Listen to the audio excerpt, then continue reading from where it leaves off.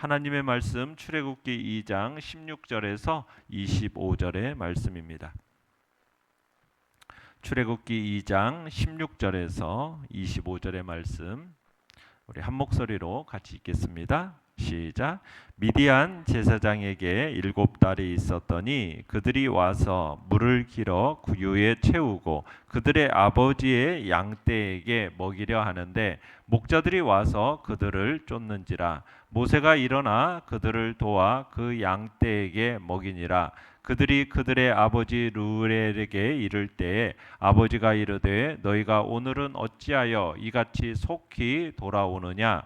그들이 그 이르되 한 애굽 사람이 우리를 목자들의 손에서 건져내고 우리를 위하여 물을 길어 양떼에게 먹였나이다. 아버지가 딸들에게 이르되 그 사람이 어디에 있느냐. 너희가 어찌하여 그 사람을 버려두고 왔느냐. 그를 청하여 음식을 대접하라 하였더라. 모세가 그와 동거하기를 기뻐하매 그가 그의 딸 십보라를 모세에게 주었더니 그가 아들을 낳음에 모세가 그의 이름을 게르솜이라 하여 이르되 내가 타국에서 나그네가 되었음이라 하였더라. 여러 해 후에 애굽 왕은 죽었고 이스라엘 자손은 고된 노동으로 말미암아 탄식하며 부르짖으니 그 고된 노동으로 말미암아 부르짖는 소리가 하나님께 상달된지라. 하나님이 그들의 고통 소리를 들으시고 하나님이 아브라함과 이삭과 야곱에게 세운 그의 언약을 기억하사 하나님이 이스라엘 자손을 돌보셨고 하나님이 그들을 기억하셨더라.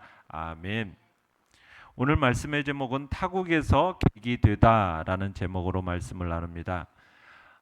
동족을 학대하던 애굽인을 살해하고 그 사실이 탄로가 나자 모세가 이제 바로의 낯을 피해서 도피하게 되죠. 미디안 땅으로 도피하게 됩니다. 그러면서 모세는 잠시 어제 말씀에서 보면은 한 우물가에서 쉬게 되었다라고 얘기하고 있어요. 그러니까 근동 지역에서는 물이 귀한 지역이에요. 그래서 우물이라는 것은 정말 매우 중요한 생명의 근원이었어요. 그렇기 때문에 주민들, 목자들, 여행자들 그들이 자주 들르는 곳이 바로 이 우물이었던 겁니다. 자, 내용과 찰문제 1번을 보시면 애굽 사람을 쳐 죽이는 일을 했던 모세가 거기서 쫓겨난 이후에 그 힘을 가지고 하게 된 일은 무엇입니까? 자, 미디안으로 도피한 모세 이제 미디안 제사장 르우엘이라는 사람의 집에 머물게 됩니다. 그 이후로 모세가 하나님께로부터 소명을 받기까지 무슨 일을 합니까? 미디안에서 목자 생활을 하면서 신앙 훈련을 받게 됩니다. 그러니까 참으로 쫓겨난 이후 그 힘을 가지고 하게 된 일은 목자 생활을 하게 된다는 거예요. 자, 우리 16절로 17절 이제 한번 계속 읽어보겠습니다. 시작. 미디안 제사장에게 7딸이 있었더니 그들이 와서 물을 길어 구유에 채우고 그들의 아버지의 양떼에게 먹이려 하는데 목자들이 와서 그들을 쫓는지라. 모세가 일어나 그들을 도와 그 양떼에게 먹이니라. 자, 모세가 우물가에서 쉬고 있었어요. 자, 그런데 미디안 제사장의 7딸이 있었는데 7딸이 양들에게 물을 먹이려고 왔는데 그곳 목자들에게 의해서 쫓겨나는 장면을 목격하게 되는 겁니다. 모세가. 그래서 모세가 그들을 그 7딸들을 괴롭히려는 목자들을 쫓아내고 짐승들 물 먹이는 일을 이제 모세가 도와주게 됩니다. 자, 그러자 이제 16절로 20절 같이 읽어봅니다. 시작. 그들이 그들의 아버지 르우엘에게 이를 때에 아버지가 이르되 너희가 오늘은 어찌하여 이같이 속히 돌아오느냐. 그들이 이르되 한 애굽 사람이 우리를 목자들의 손에서 건져내고 우리를 위하여 물을 길어 양떼에게 먹였나이다. 아버지가 딸들에게 이르되 그 사람이 어디에 있느냐. 너희가 어찌하여 그 사람을 버려두고 왔느냐. 그를 청하여 음식을 대접하라 하였더라. 자, 평소보다도 일찍 돌아온 이 7자매가 아버지에게 이제 모세에 대한 이야기를 듣게 되죠. 르우엘의 딸들이 이제 모세가 자신들을 목자들에게서 구해주었다는 얘기를 합니다. 거기다가 물까지도 길어줬다고 모세의 그 친절함을 강조합니다. 그러니까 르우엘의 딸들이 모세가 물을 길어준 일에 대해서 정말 무척 고마워하고 감격하고 있었다라는 것을 알 수가 있죠. 자, 르우엘은 딸들이 모세의 그 용감하고 또 친절한 행동에 정말 감격하고 감사했는데 이 딸들이 이 은혜를 갚으려는 생각을 하지 못했다라는 것을 꾸짖습니다. 그리고서는 급히 모세를 초청해서 식사를 같이 하고자 하는 거죠. 그래서 모세가 이제 초청에 순순히 응하게 됩니다. 자, 그리고서는 21절 봅니다. 시작. 모세가 그와 동거하기를 기뻐하며 그가 그의 딸 십보라를 모세에게 주었더니, 자, 모세가 일정한 거처도 없이 홀로 지내고 있다는 사실을 이 르우엘이 듣고서는 르우엘이 그러면 우리와 함께 거하자 요청을 한 거죠.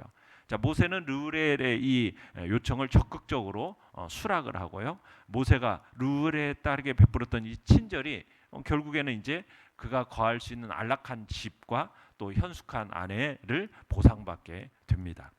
자, 내용과 차문제 2번을 보시면 모세가 지은 아들의 이름을 통해서 엿볼 수 있는 그의 마음은 어떤 것이었을까요? 자, 22절을 한번 읽어보겠습니다. 시작. 그가 아들을 낳음에 모세가 그의 이름을 게르솜이라 하여 이르되 내가 타국에서 나그네가 되었음이라 하였더라. 자, 여기서 모세의 마음을 엿볼 수 있는 엿볼 수 있는 게 뭡니까? 여기서 내가 이방에서 객이 되었다라는 이 표현을 통해서 지금 아들의 이름을 그렇게 지으면서 모세는 지금 자기가 미디안에도 소속감 없이 살아가고 있다라는 것을 지금 표현하고 있는 겁니다. 지금 어디 가나 자기는 이방인이고 그리고 어디에 살거나 정착할 수 없는 나그네 인생이라는 것을 지금 이 아들의 이름을 지어준 걸 통해서 엿볼 수가 있는 거죠. 지금 모세는 이제 르우엘의 딸 십보라와 결혼했고 또 가정을 꾸리고 그리고 전혀 그 전과는 전혀 다른 삶을 살게 된 거죠. 완전히 모세의 인생이 바뀌어버린 거 아닙니까? 그 새로운 인생 속에서 잘 경험하며 살았느냐? 그 살았다라기보다는 지금 성경에서 이름을 지을 때는 단순히 그냥 부르기 위한 이름을 짓는 게 아니에요. 어떻게 보면 그 이름에는 부모의 신앙, 부모의 삶의 고백이 자녀들의 이름 속에 이렇게 담겨져 있거든요. 그러니까 모세가 첫 번째 아들을 딱 낳고 나서는 그 이름을 뭐라고 해요? 게르솜. 내가 타국에서 객이 되었다. 내가 지금 미디안에서 가정을 지금 꾸리고 살고는 있지만 마음은 어때요? 지금 나그네의 마음이라는 거예요. 미디안까지 와서 자식 낳고 살고 있지만 여전히 모세의 마음이 정착하고 있지 못하다라는 것을 알 수가 있는 겁니다. 모세의 겉모습은 애굽 사람입니다. 모세는 히브리인으로 태어났어요. 이스라엘 사람으로 태어났는데 그런데 교육은 애굽 사람에 의해서 교육받고 참으로 어린 시절부터 40대에 이르기까지 애굽 사람으로서 살아간 거예요. 근데 가정은 어떻습니까? 애굽인도 아니고 히브리인도 아닌 미디안 여인하고 결혼해서 살게 된 겁니다. 그러니까 결국 어디를 가나 이방인인 거예요. 어디에 살거나 정착할 수 없는 나그네였다라는 거죠. 그렇기 때문에 자식을 낳고서 게르소름이라는 이름을 지어준 것이 지금 모세의 삶이 어떠했는지를 잘 드러내주고 있는 겁니다. 내가 이방에서 객이 되었다. 이 이름을 통해서 모세가 지금 미디안에서도 소속감 없이 살아가고 있다라는 것을 보여주고 있는 거죠. 정말 모세는 그랬을 거예요. 정말 나라는 존재가 누굴까? 내가 누구인가? 이것에 대한 혼란, 낙심 이런 것에 빠져 있었을 거예요. 애굽 왕궁에 있었을 때만 하더라도 그래 내가 뭔가 할 수 있다라는 어떤 왕자의 신분이라고 생각을 했었어요. 그래서 실제적으로 이제 히브리인의 그 다툼이 히브리인이 참으로 애굽 참 감독관에게 맡고 있을 때 그들을 도와주려고 했다가 오히려 그것이 탈로가 나게 되면서 이제 쫓겨나는 이 히브리인들과의 다툼도 제대로 해결도 못하고 미디안으로 쫓겨와 가지고 지금 세월을 낭비하는 거 이게 지금 모세의 현실이지 않습니까? 그러면서 게르솜이라는 이름을 부를 때마다 참 애굽에서 도망쳐 나와 가지고 지금 타지에서 계기된 자신의 처량한 신세를 어떻게 보면은 생각하고 있었다라는 거죠. 한때는 애굽의 왕자로서 군림했었는데 어쩌다가 내가 이렇게 되었을까? 그러니까 하나님의 방법과 하나님의 때가 아닌데 억지로 하나님의 뜻을 감행하다가는 이렇게 되는 거죠. 그러니까 하나님을 앞서서 무슨 일을 행해서는 안 된다라는 거예요. 우리는 이것을 또 새롭게 보게 되는 겁니다. 연구와 묵상 문제 3번입니다. 사람을 죽이는 모세와 양떼에게 물을 먹이는 모세의 모습의 차이는 무엇입니까? 하나님께서 모세에게 가르치시고자 했던 것은 무엇입니까? 자, 모세가 사람을 죽이는 자로 있다가 지금은 이제 뭐 하고 있어요? 양떼에게 물을 먹이는 자가 돼 버렸어요. 하나님 뭘 가르치고 싶으셨던 것이겠어요? 하나님은 자신의 힘과 능력으로 하나님의 뜻을 이루겠다라는 그 마음을 다 내려놓게 하시는 거죠. 그러면서 뭐예요? 하나님 앞에서 겸손하게, 그리고 그 마음에 이제 자기 양떼를 돌보는 목자의 심정, 하나님의 그 마음을 이제 모세에게 가르치고자 지금 모세를 지금 르우엘의 집으로 보냈고 그 미디안 땅에서 40여 년이라는 세월을 목자로서 지내게 되는 겁니다. 하나님께서는 분명 모세를 이스라엘을 구원할 지도자로 삼으려고 계획하고 계셨어요. 모세도 자기 백성을 애굽으로부터 구원하는 비전 그거 갖고 있었어요. 목표는 같았어요. 그죠? 하나님도 모세를 사용하시려고 하신 거고, 또 모세도 이 백성을 구원하려는 비전을, 꿈을 가지고 있었어요. 그런데 목표는 같았지만 그 길이 전혀 달랐던 거죠. 모세는 애굽의 왕자로서 정말 준비하고 훈련한 게 뭐예요? 전략적으로, 군사적으로 자기가 정말 앞으로 나아간 어떤 군인의 길에 더 가까웠게 이렇게 준비되어졌다면, 그것이 어떻게 보면은 한 나라를, 한 민족을 참으로 구원하고 해방시키는 데 있어서 가장 필요한 것이 전쟁에 능한 사람, 전략에 뛰어난 군인, 이거라고 우리는 생각할 수 있는데 하나님께서는 그게 아니었다라는 거죠. 그 모세의 계획, 모세의 준비, 그거 다 무너뜨려 버리시고 그를 그냥 제사장을 장인으로 모시고 양떼를 먹이는 그 자리로 모세를 내려놓아 보신 거예요. 그것도 한두 해가 아니라 40년 동안. 하나님이 원하시는 일꾼은 칼을 손에 든 용사가 아니었던 거예요. 하나님이 원하시는 것은 뭐예요? 사랑으로 자기의 양떼를 돌보는 목자. 그 목자를 하나님은 원하셨던 거죠. 그래서 칼을 든 사람이 아니라 목자를, 양떼를 돌보는 지팡이를 든 사람을 하나님은 원하셨던 거예요. 그래서 지금 요 모세를 사람을 죽이는 모세가 아닌 양떼를 돌보는 목자로 그를 하나님께서 내려보내셨던 겁니다. 자, 느낀 점 4번입니다.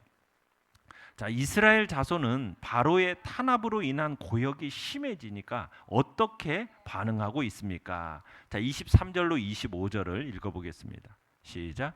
여러 해 후에 애굽 왕은 죽었고 이스라엘 자손은 고된 노동으로 말미암아 탄식하며 부르짖으니 그 고된 노동으로 말미암아 부르짖는 소리가 하나님께 상달된지라. 하나님이 그들의 고통 소리를 들으시고 하나님이 아브라함과 이삭과 야곱에게 세운 그의 언약을 기억하사 하나님이 이스라엘 자손을 돌보셨고 하나님이 그들을 기억하셨더라. 자, 모세가 미디안 땅에 정착해서 살기 시작한 후에 많은 세월이 흘렀어요.